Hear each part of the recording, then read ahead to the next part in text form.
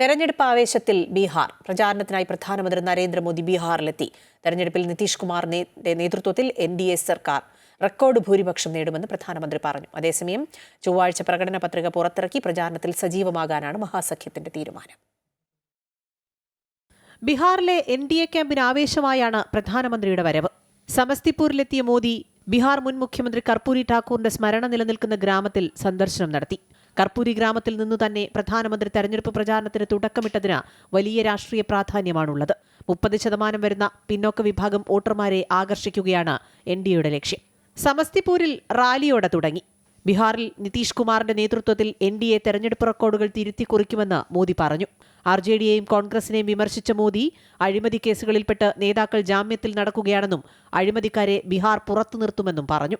पूरा बिहार कह रहा है, फिर एक बार NDA सरकार, फिर एक बार सुशासन सरकार जंगल राज वालों को दूर रखेगा बिहार.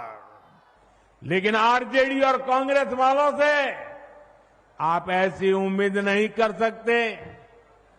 RJD और कांग्रेस को अपने अपने परिवारों के राजनीतिक भविष्य की ही चिंता है. ബീഹാർ നിക്ഷേപകരുടെ ഇഷ്ട സംസ്ഥാനമായി മാറിയെന്നുകൂടി മോദി അവകാശപ്പെട്ടു. അതേസമയം ചൊവ്വാഴ്ച പ്രകടന പത്രിക പുറത്തിറക്കി പ്രചാരണത്തിൽ സജീവമാകാനാണ് മഹാസഖ്യത്തിന്റെ തീരുമാനം.